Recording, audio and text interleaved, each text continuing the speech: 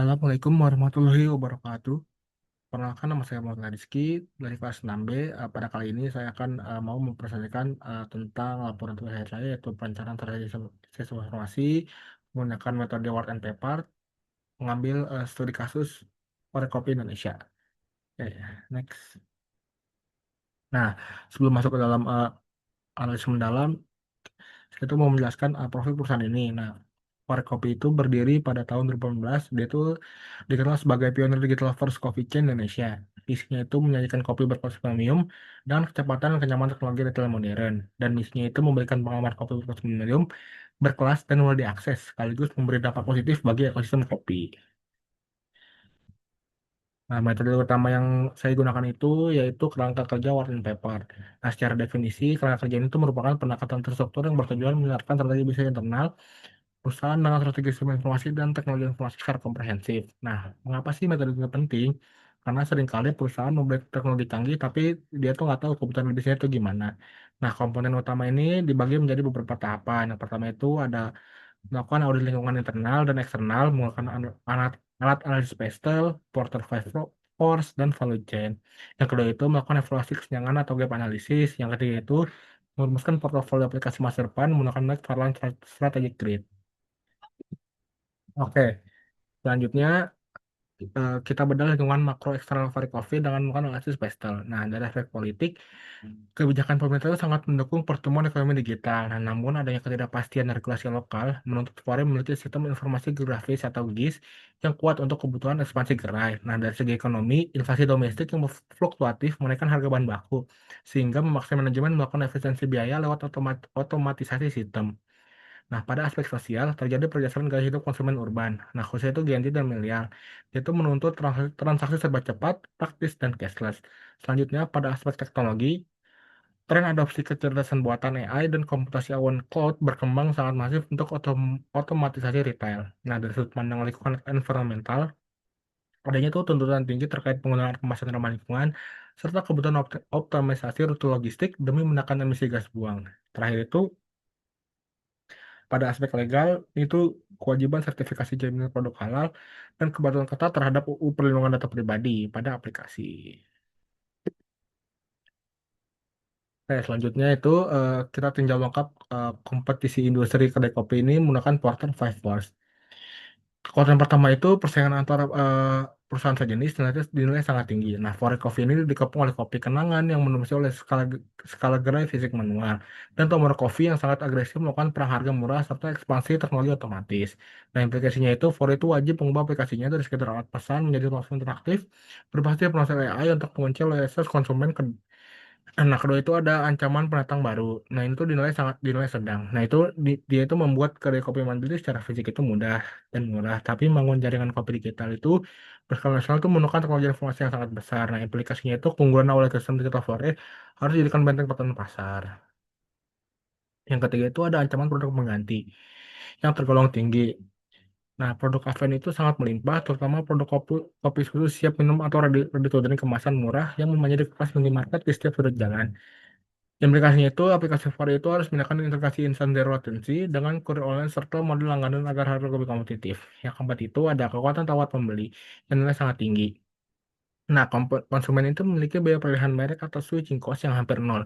Mereka tuh sangat mudah berpindah aplikasi demi diskon. Nah, implikasinya itu Fore itu wajib menerapkan alat laku tingkat lanjut untuk memberikan loyalty reward yang cerdas. Yang terakhir itu ada kekuatan tawar masuk yang nilai sedang. Nah, bahan baku biji kopi itu kan melimpah, namun pasokannya pelengkap premium seperti sirup khusus masih bergantung pada distributor utama. Aplikasinya itu Foreign memerlukan sistem supplier relationship atau SRM yang terintegrasi. Selanjutnya itu kita masuk ke audit internal rantai nilai atau value chain. Nah, itu untuk memetakan proses operasional dari hulu ke hilir. Nah, kita bedah dari aktivitas utamanya. Yang pertama itu ada inbound logistik, yaitu pengadaan biji kopi hijau langsung dari petani lokal dan distribusi bahan bakar secara otomatis menggunakan sistem automated inventory replenishment. Selanjutnya ada operasional, yaitu proses pembuatan minuman konsen negara dengan menggunakan resep digital, serta pemeliharaan prediktif pada mesin espresso otomatis. Selanjutnya ada outbound logistik, Difokuskan pada manajemen penyerahan produk tanpa antrian fisik lewat jalur khusus ambil mandiri atau fast track pickup, serta integrasi API query instan. Nah, di sisi marketing and sales itu transaksi dilakukan penuh lewat aplikasi, menggunakan marketing automation berbasis lokasi GPS, serta diiringi oleh dynamic pricing. Nah, terakhir itu pada bagian service, penanganan keluhan pelanggan dilakukan secara instan lewat assistant AI chatbot di aplikasi serta pengenalan poin berarti yang sistematis. Oke, selanjutnya itu ada aktivitas pendukung yang menyokong efisiensi operasional utama tadi. Nah, pertama itu ada form infrastructure. Nah, FOR itu merupakan sentralisasi dashboard laporan keuangan yang terkonsolidasi dari seluruh cabang gerai secara real time agar manajemen pusat bisa mengambil keputusan secara instan. Yang kedua itu ada aspek human resource management. Nah, ini tuh bisa perusahaan menentukan pelatihan kilat bagi para barista untuk memahami literasi digital gerai lewat aplikasi mobilenya. Yang ketiga itu ada teknologi development.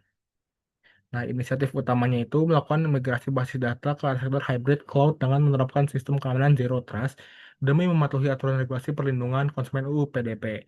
Yang terakhir itu ada procurement. Nah, itu dia itu diperlukan penerapan e-procurement terpusat untuk menegosiasikan kontrak jangka panjang dengan vendor susu, sirup, hingga kepesan ramah lingkungan secara transparan. Nah, analisis rantai ini tuh dinilai secara umum mendeteksi di sumbatan data antara bagian gudang logistik dan bagian penjualan. Nah, untuk mengevaluasi sejauh mana kapabilitas internal SITI, Varkov ini mampu menciptakan keuangan kompetitif yang berkelanjutan. Nah, kita itu menggunakan analisis Vario. Analisis ini memberikan empat elemen penting yaitu valuable, rare, inimitable, dan organization. Pertama itu ada valuable. Nah, seluruh aset digital for ini seperti mobile, aplikasi mobile, pangkalan data transaksi, dan standarisasi model mesin otomatis terbukti bernilai tinggi karena mampu mengeliminasi friksi transaksi konvensional dan memberikan kenyamanan nyata bagi konsumen. Yang kedua itu pada aspek rare atau kelangkaan, kami memiliki dat kepemilikan atas penggalan data dari jutaan histori pelaku transaksional eksklusif konsumen merupakan aset internal unik yang belum tentu dikasih secara benar oleh komputer komputer kopi lain. Yang ketiga itu ada inimitable. Nah, jadi pola perilaku dan preferensi dari rasa konsumen yang dikembangkan bertahun-tahun itu mustahil ditiru oleh pesaing-pesaing kopi yang baru. Yang terakhir itu ada aspek organize. Nah, perusahaan itu telah memiliki kesiapan infrastruktur digital di lini depan, serta struktur manajemen operasional gerai yang ketat untuk mengorganisasikan pemanfaatan teknologi ini secara berkelanjutan. Jadi, data history itu transaksi kami merupakan senjata rahasia Fore untuk meraih sustain competitive advantage. Oke, selanjutnya itu ada analisis SWOT.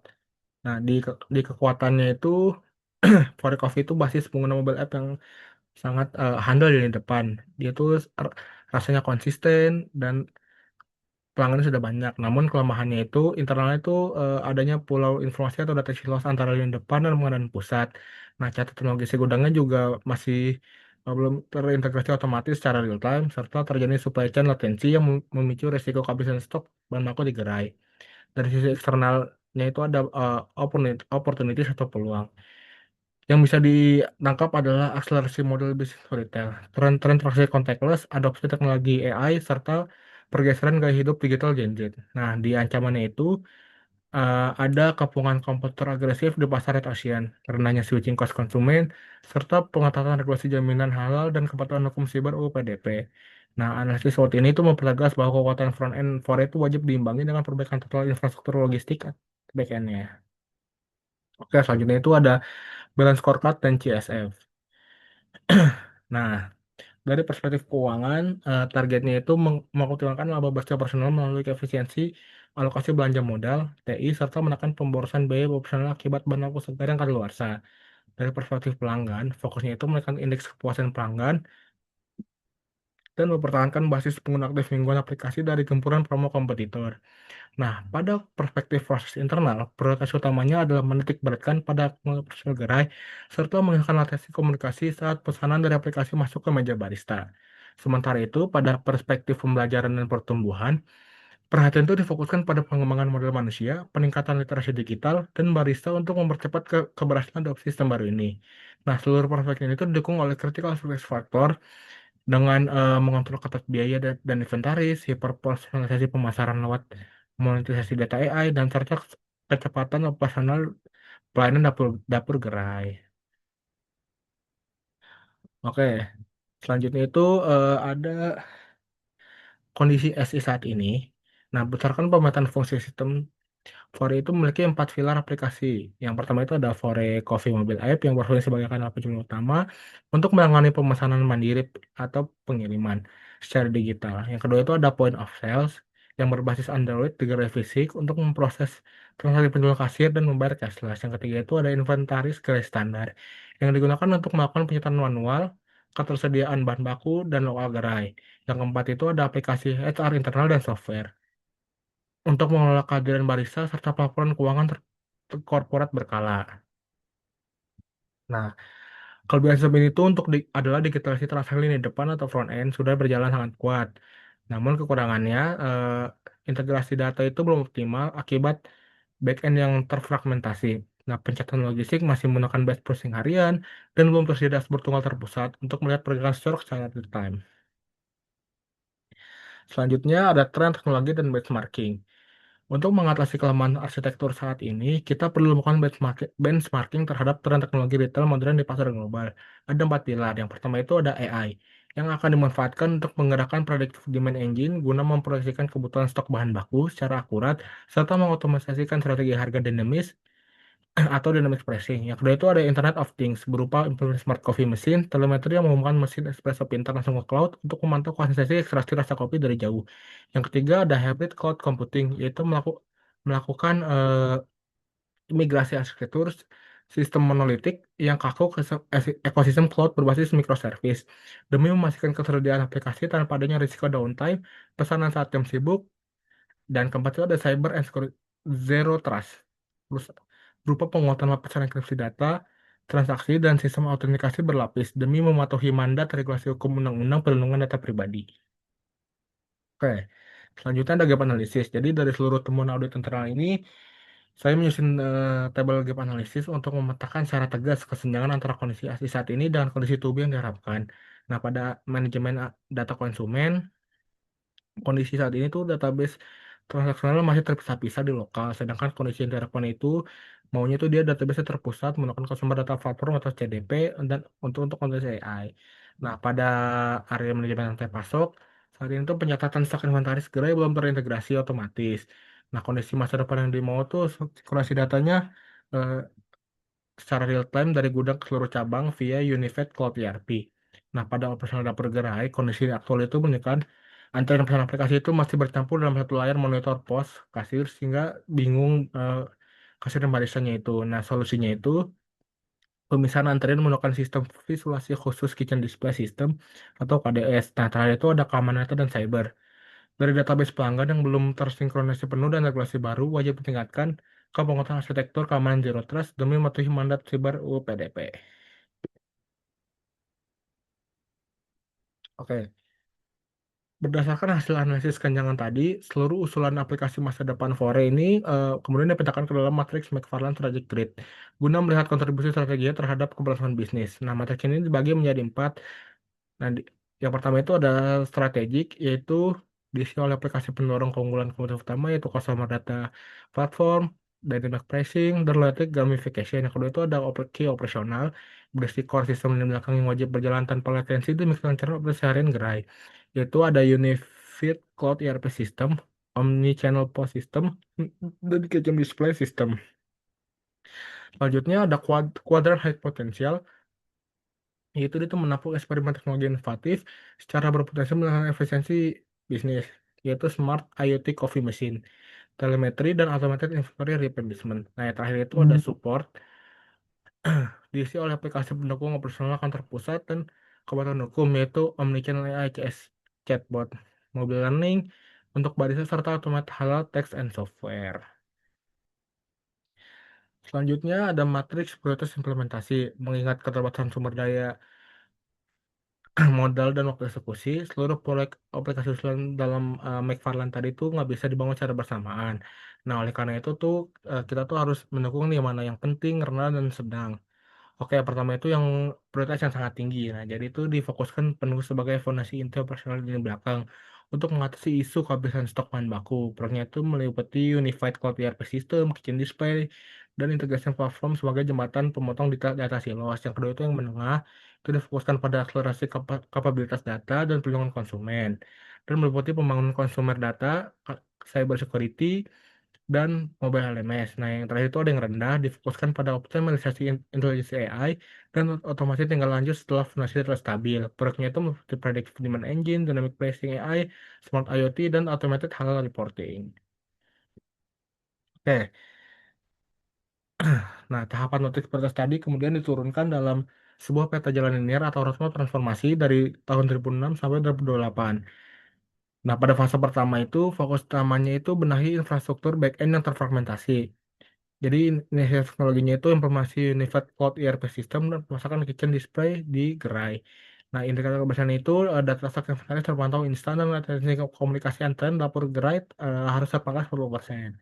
Nah, pada fase 2 fokus itu beralih pada akselerasi konsolidasi data konsumen terpusat dan pemenuhan regulasi perlindungan cyber.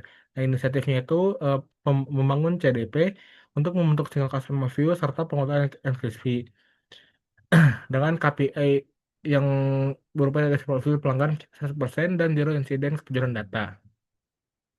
Pada fase 3 kita tuh masuk ke tahap teknologi bisnis dan sosial dengan mengaktifkan algoritma predictive demand AI, dynamic pricing, dan tentu IoT mesin kopi. Dengan KPI target berupa kenaikan retensi pengguna aktif sebesar 35%. Selanjutnya ada resiko implementasi. Jadi, setiap proses transformasi digital skala besar pasti membawa dampak risiko perubahan organisasi. Oleh karena itu, saya merumuskan mitigasi risikonya. Yang pertama itu ada resistensi barisan gerai akibat rendahnya visualisasi layar KDS yang baru. Yang kedua itu ada integrasi ERP POS yang kompleks, yang berpotensi menimbulkan gangguan teknis pada jalur komunikasi. Nah, mitigasinya itu menerapkan skema peluncuran sistem secara bertahap. Yang ketiga itu ada ancaman kebocoran siber, yang bisa memicu sanksi hukum UPDP. Nah, jadi mitigasinya itu mutlak memperketat enkripsi data pada seluruh lapisan jaringan. Nah, resikonya itu, resiko yang keempat itu ada kualitas sinkronasi data rendah. Nah, jadi itu dia itu dapat mengalahkan akurasi prediksi stok mesin AI. Nah, langkah mitigasinya itu menerapkan standarisasi pembasian data atau data cleansing yang terpusat secara ketat, memperkuat akurasi dan berskala. Oke, jadi kita sudah sampai di kesimpulan dan rekomendasi. Nah, jadi kesimpulannya itu Uh, Fore ini tuh terbukti telah memiliki fondasi digital front end yang sangat kuat dan sukses melalui aplikasi mobile dan sistem POS gerai mereka. Namun di tengah kepungan komputer yang agresif, perusahaan wajib memposisikan diri sebagai tech-driven network company yang tangguh dengan berfokus untuk menambah data silos dan mendirikan latensi rantai pasok logistik di lini belakang. Nah, untuk rekomendasinya itu, sistem ini tuh meliputi jadi untuk rekomendasi sektor sistem masa depan yang saya usulkan itu meliputi penerapan Unified Cloud ERP System untuk sinkronisasi stok, kitchen display system untuk memotong latensi dapur gerai dan CDP berbasis AI untuk personalisasi pemasaran serta penguatan enkripsi siber dan mematuhi mandat regulasi UPDP. Nah, eksekusi teknologi ini baru wajib diimplementasikan secara bertahap dari periode 2006 sampai 2008 seperti yang sudah saya jelaskan tadi. Nah, agar manajemen itu tidak bingung, jadi biar efektif apa yang harus bisa diadopsi duluan. Nah, mungkin cukup presentasi dari saya, kurang lebihnya mohon maaf. Terima kasih atas perhatiannya. Wassalamualaikum warahmatullahi wabarakatuh.